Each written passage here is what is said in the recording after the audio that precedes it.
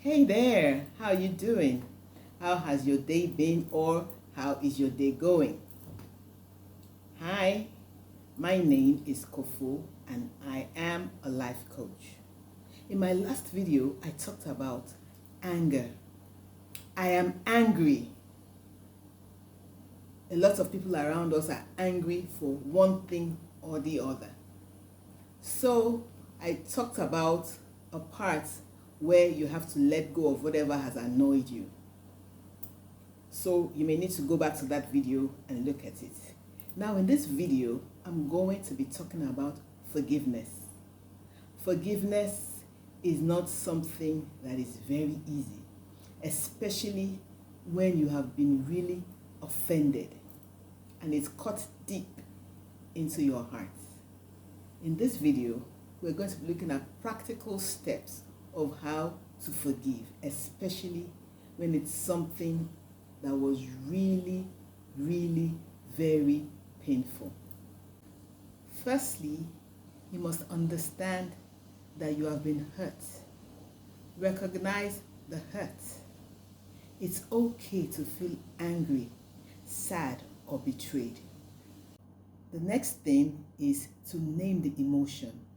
You must name the emotion and process them. For example, yesterday, the guy I was dating slapped me, and that made me feel really bad. Not only did it make me feel bad, I felt really humiliated. So you must process it in order to acknowledge and understand what you went through. And it's a difficult process. So you must treat yourself with kindness. You must be kind to yourself, understanding that it's a process and the process is a difficult one. Now, you must consider the value of forgiveness. Yes, there is value in forgiveness. Forgiveness frees you from resentment, because when something happens to you and you haven't forgiven, you find that you begin to resent the person. You begin to loathe that person when that person comes into your presence. So forgiveness is important in order to free you from resentment. Forgiveness also frees you from bitterness. And when that happens, you begin to heal. What happens to a wound when left untreated? It festers and it begins to rotten with time. And if care is not taken for the wound not attended to, because of the damage it's done to the body, that part of the body may have to be amputated. So just like a physical wound heals, a psychological or a wound in your mind also heals. So forgiveness gives room for this healing. And when that healing starts, you find out that you're able to have a better quality of life. You are able to begin to move forward, because when something has been done to you and you have not been able to forgive, you find that from time to time you might just be by yourself and you are replaying that hurt, that thing that somebody has said, that thing somebody said to make you feel lesser than you are, or what somebody did, or that lie somebody told against you. So when you begin to heal, you are able to move forward. You don't find yourself going back and replaying the wrong that has been done to you. And even if that wrong comes back because of the way the mind works and tries to remind you, oh, look at what he said, look at what she said or what she did, what you do is you remind yourself that I've forgiven and let go. And with time, you find out that you can see that you have really let go. It's a process. It's not an easy one, but begin that process. It will do you a whole load of good. Now, when you have been able to do this, you find out that you're able to focus on your well-being. Now, forgiveness reduces stress and it improves your mental health. And this enhances your overall quality of life. And I'm sure there's no one here that doesn't want a better quality of life. Now, to have a better quality of life, you have to get rid of every unforgiveness and bitterness. So, we have talked about what forgiveness is all about. We've also discussed the value in forgiveness. Now, what I want to do with you now is walk you through the practical steps of forgiveness. You might say to me, Kofo, it's easier said than done. Yes, that's true, because I have done it. So, like I said, if it's something slight, you can easily forgive. Someone says you're a fool or you're stupid, it's something you may easily forgive. But if someone says to you, you are no good, you will never amount to nothing, you are nothing without me. If somebody abuses you physically, slaps you, hits you, inflicts pain on you, that is not easy to forget. Or when somebody tries to make you feel less human, that is not easy to forget. When it's a physical wound, at times it might even heal faster than when it's a verbal abuse, because that tends to stick in your mind. So, how easy is it to forgive? It's not easy, but like I said to you, it's something that I've practiced, whereby I found myself angry and I was in pain. I was hurting that this person did this to me, this person said this to me, and you are asking me to forgive. Okay, I've forgiven. How do I even begin to move on? And a lot of times people will say, it is well, don't worry, it is well. One day I was frustrated with hearing that word, it is well. So I asked someone, I said, it is well, can you show me someone that has been through this terrible pain that I've experienced? Pain whereby someone says something to you or does something to you to actually inflict physical pain on you. And then she introduced someone to me. She's like a big sis to me now. And when this lady began telling me her story, oh my goodness, I knew that there was hope. So there is hope for you.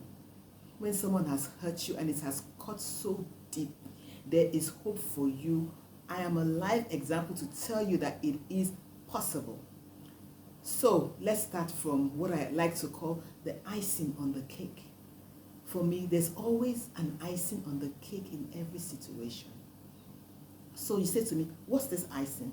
This icing is, you talk to God about it. God, this person did this to me and I'm really very angry and I'm really hurting. And like I say to people sometimes, be real, because God knows who you are and where you are. You can fake with people, but you can't fake with God. And there was a time I said, God, I don't even want to forgive this person for what he did. So help me forgive. And he did help me, and I was able to forgive that person. And I can actually communicate with that person today because I have forgiven, I have healed, and I've moved on with my life. So the practical steps to forgiving, the first thing is, if it's possible, because sometimes it's not possible. If it's possible and the person is reasonable, you can call him or her and say, please, can we have a discussion? And say, this is what you did to me, this is what you said to me, and it really made me feel bad. You called me names, you inflicted pain on me, and I don't think that's acceptable. Now, if the person tends to be violent, please do not have a meeting with such a person. You might maybe write him a letter or send an email, as it were, to him or her. If he responds, and if he doesn't, that's like a way of talking to the person, even though the person is not there. And sometimes someone said to me, the person that actually inflicted this pain on me is dead. So it's like the same thing. The first thing you must do is talk to God about it and say, God, this person did this to me. This person took years of my life, and now the person is dead. Please help me forgive him or her. And then I'm telling you, you will feel God's balm wash over your heart and you'll be able to forgive. And then another scenario is when the person is saying, you know what, I'm really sorry that I did this to you. I didn't mean to. If you get that, fine. And like I said, I'm going to say it again. If the person tends to be violent or vicious, please do not try to meet up with that person. And now when you have done this, the next thing you must do is put a boundary. So if the person used to come to your house, you might not be chummy anymore. You might have to say to him or her, I'm afraid you can't come to my house anymore. What am I even saying? Do you have to tell the person not to come to your house? When the person says, I'm coming to your house, you say, I'm sorry, I'm not available. You know, so those boundaries must be set. Why do you set boundaries? Because if somebody has treated you badly, has been mean to you, has been wicked to you, you don't open your door and invite the person to come in. No. You are opening yourself up to more hurt. Okay, having done that, the next thing you must do is seek support.